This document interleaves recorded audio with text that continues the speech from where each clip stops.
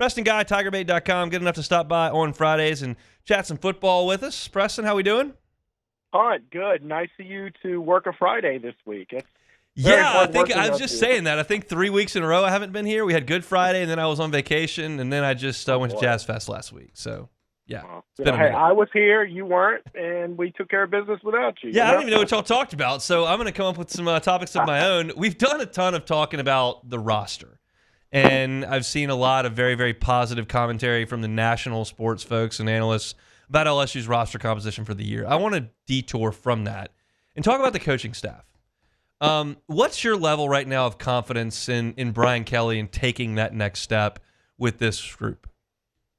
Yeah, I mean, obviously, I'm in the jury still out category. Yeah. A lot of people really wanted to throw Brian Kelly under the bus for going 8-4 this year, and getting a look behind the curtain that I've seen with LSU and this new era that we're in, I really attribute a lot of these struggles to, number one, inheriting a putrid roster when he got here. Now, I'm sure people are tired of hearing that. It's year 4.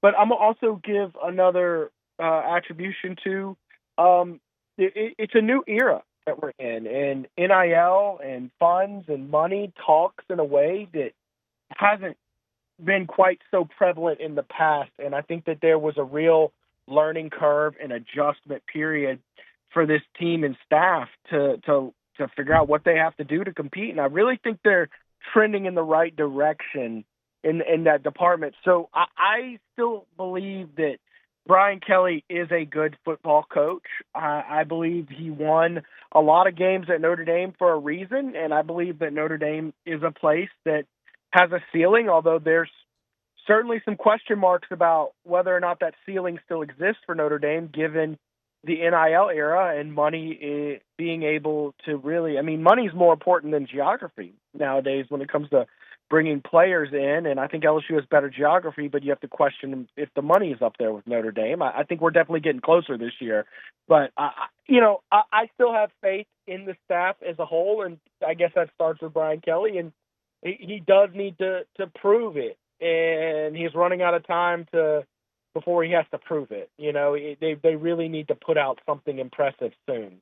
How'd you feel about Joe Sloan's year 1 calling plays?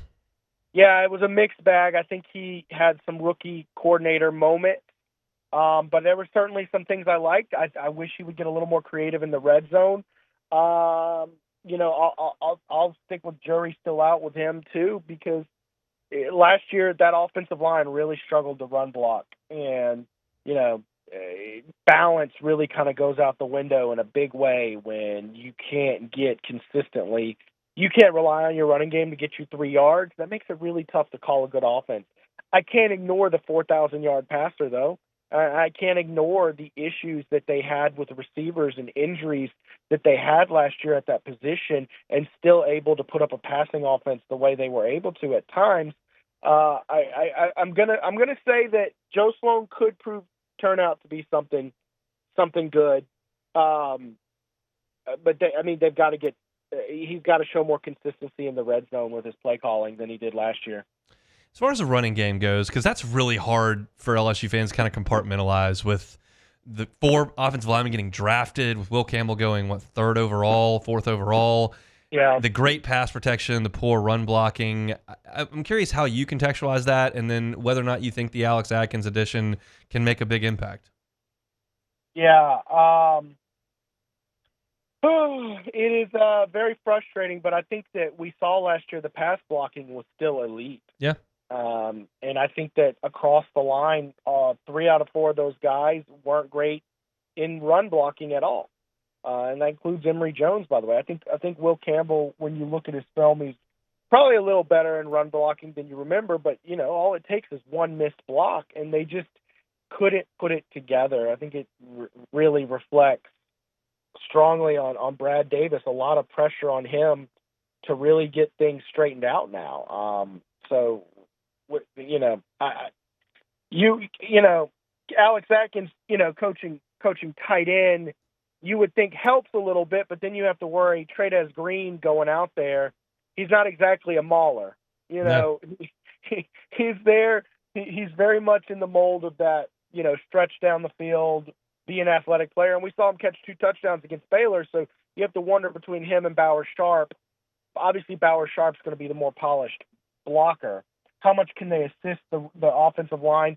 You know, you really, it is a frustrating spot to be in, saying, well, the offensive line was putrid against the run last year. Well, now you have to replace 4 guys and figure it out. All I can tell you is they definitely invested in the portal, and they invested in bright young talent in the freshman class as well. So they're certainly bringing much talent back. But, man, once you layer in how much they struggled in the spring practices to block any of these edge rushers, it really is a concern. I hope there's a lot of shakeup in that unit. Let's go to the defensive side. Starts with Blake Baker. What is his grade for year one? Yeah, I give him a passing grade for sure, like maybe a B.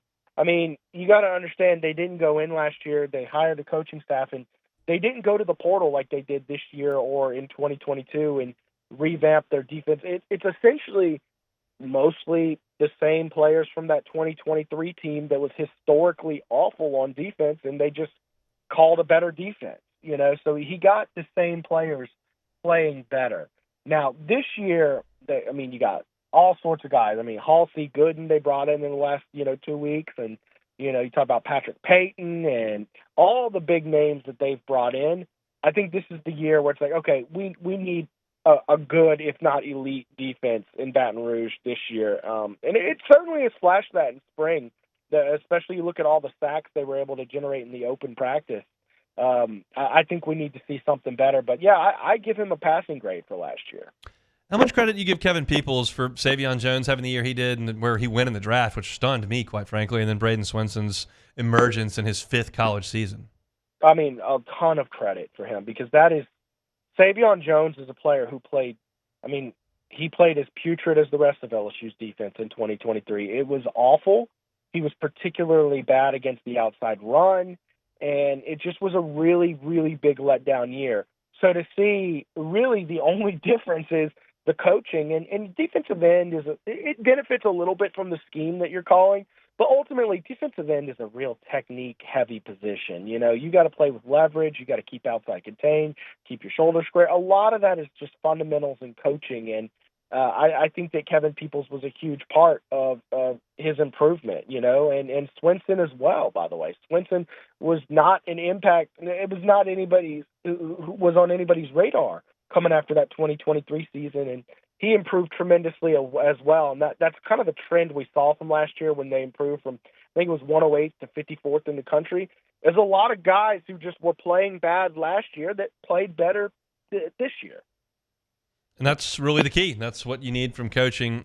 Corey Raymond in stint number 2 at LSU, I'm thrilled with the talent level that he's bringing in. Obviously, they didn't play great in his first year last year, but you're still working on getting that talent in. Do you feel like there could be a big step in year 2? Yeah, they're going to have a lot more bodies back there, and then you add a Halsey to the mix. We'll see how much of an immediate impact guy Halsey is. Obviously, there's, a lot of people are expecting him. Well, he was an all-conference performer. He should be all-conference at LSU. Well, it doesn't always work that way, especially Big 12 to SEC. Not to give anybody PTSD, but Jonathan Giles was a Biletnikoff finalist, and we saw how that turned out. Yeah. So that kind of stuff does happen. But that being said, he's got a lot more ball. Think about DJ Pickett back there. Think about all the other guys they've got, and they didn't lose a ton back there. He's going to be working with a much more talented secondary, and really, frankly, because of the investments LSU made into its roster this year, that should be the story at a lot of positions of you're working with a lot more talent, a much higher projected NFL talent profile were 12 months ago. No question. Good conversation, Preston. We'll do it again next week. Thanks, man. Hunt, see you soon. Hey, thanks for watching Hunt on LSU. Before you get out of here, do us a couple of favors. Hit that like button, leave your comments below, and subscribe to the channel for all your Fighting Tiger football talk. See you next time.